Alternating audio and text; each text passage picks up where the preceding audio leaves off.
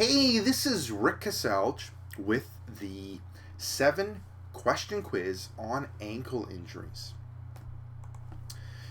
So, if you don't know who I am, my name is Rick Caselge, and what I am a injury expert. So, what I end up doing is helping people overcome injury and pain utilizing exercise. So, what my background is, I have a bachelor's in kinesiology and a master's degree in exercise science, where I kind of focused in on exercise specifically to overcome injuries. I've ended up working in all kinds of settings when it comes to working with people in injuries, so personal training, studio, physical therapy clinic, large rehab center, community-based rehab, people's homes. I teach a variety of live courses when it comes to exercise and injuries, and I teach those all over North America, and I do a variety of writing, books and manuals and DVDs on the topic of exercise and injuries. And I write a very active blog called Exercises for Injuries, focusing in on exercises to overcome injuries. So now let's get into that quiz. Let's get into the 7-question quiz on ankle injuries.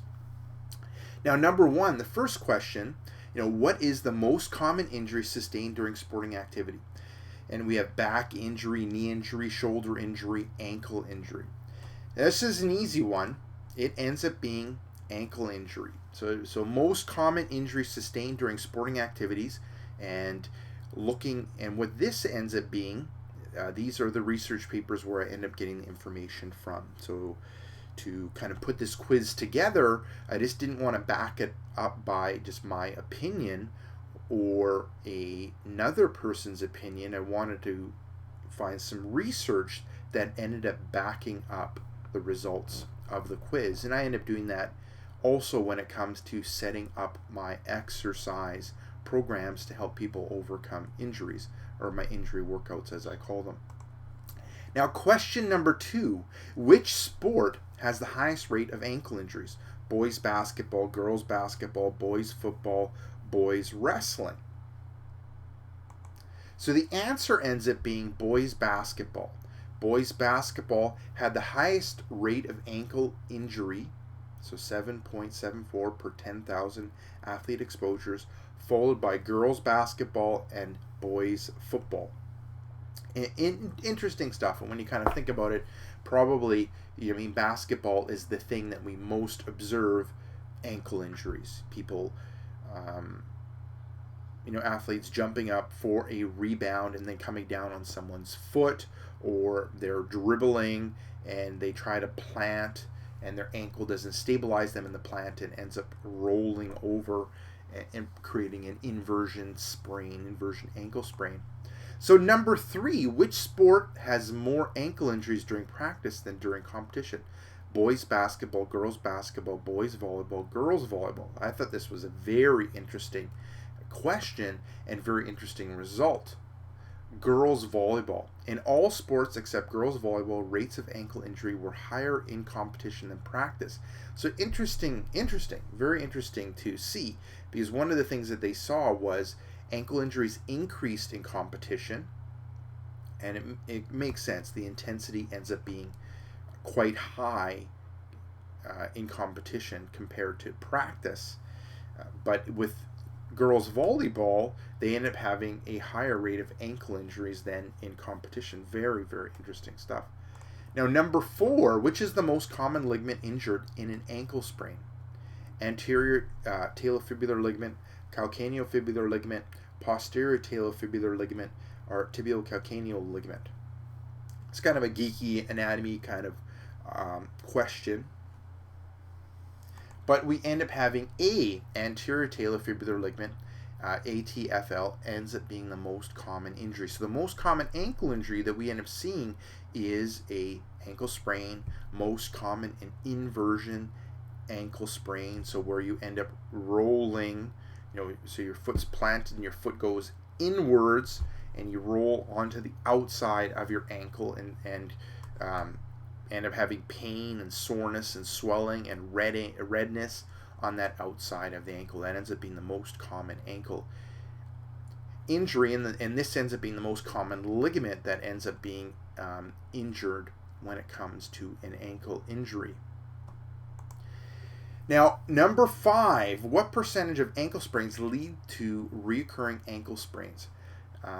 So these are our options: A, 100%, B, 71%, C, 47%, D, 20%. And this is something that people don't end up talking enough about when it comes to ankle sprains. A lot of times in sports and recreation, ankle sprain happens, people are worried about it for a few days, it starts feeling better, and then they ignore it. But what can happen is that ankle sprain can end up being chronic, and with that chronic, you can end up having reoccurring ankle sprains. And other things that they noticed was, like, people with ankle sprains, it often ends up affecting their glute medius, so the gluteal muscle that ends up providing stability in the side-to-side plane, so in the frontal plane. It ends up affecting that, which can end up affecting performance, and it can end up increasing the risk of other injuries: knee, hip, back. But getting back to this question, 20%. So 80% of acute ankle sprains make a full recovery with conservative management. And conservative management is like price, protection, rest, ice, compression, elevation, working on movement in the ankle. That ends up being conservative management, while 20% of acute ankle sprains develop mechanical or functional instability, resulting in chronic ankle instability. And we probably have all heard people say, I've got weak ankles, I got sloppy ankles, I get frequent ankle sprains, and that's like a sign, like they need to do something, or they need to work on this, or they need to address it, or it's going to be a long-term issue that ends up leading to long-term injuries and long-term pain. Now let's get in number 6, which is not a risk factor for ankle sprains: foot size with increased width, reduced ankle dorsiflexion, stretching before activity, or delay of peroneal muscles.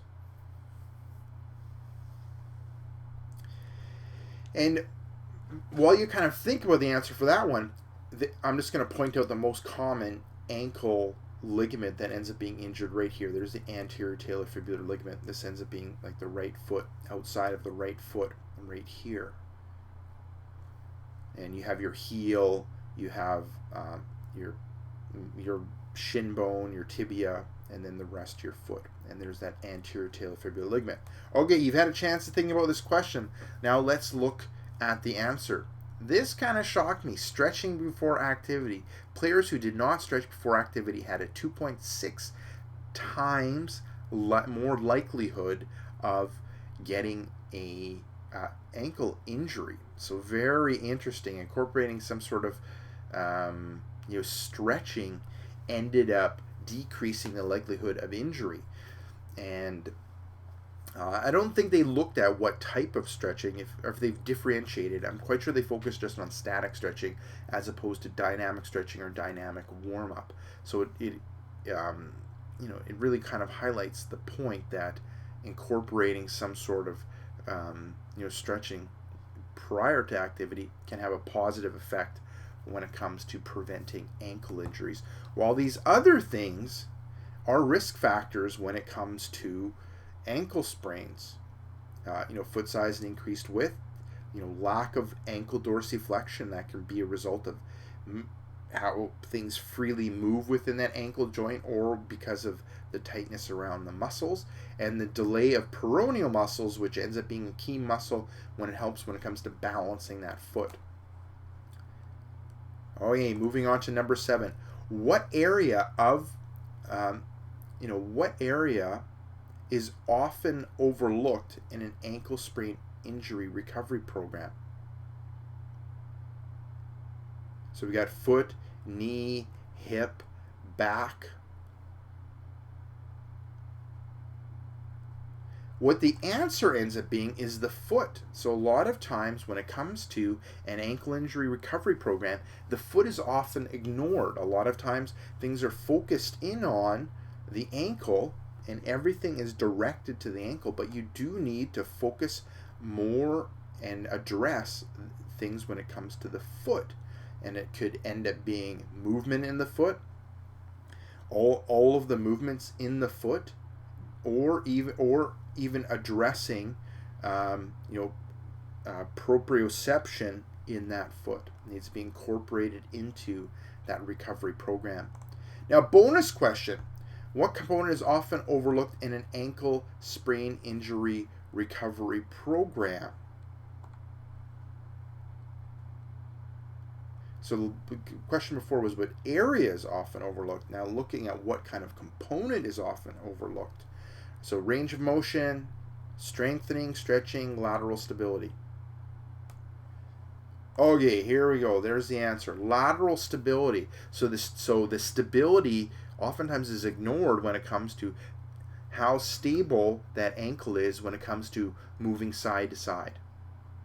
Oftentimes in a recovery program, it's not addressed enough. It's not focused in enough. A lot of times the focus ends up being a lot of range of motion, moving the ankle, strengthening the ankle, stretching structures that are tight around the ankle, but not really helping that ankle become stable. So when you move on to more activity of the rest of your life, that ankle, that you're less likely to get that reoccurring ankle sprains.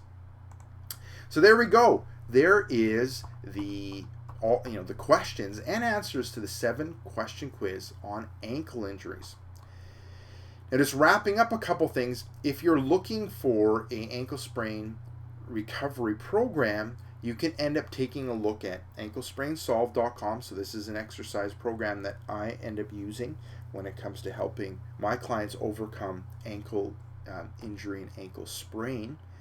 And if that doesn't interest you, you can take a look at a lot of my other injury workouts. I end up covering all kinds of injuries: IT band, shin splints, SI joint pain, plantar fasciitis, tennis elbow. You can see all that at Exercises for Injuries. And make sure you swing by exercisesforinjuries.com and grab your $299 fitness education gift. It's completely free. It's 2 seminars that I did on the shoulder.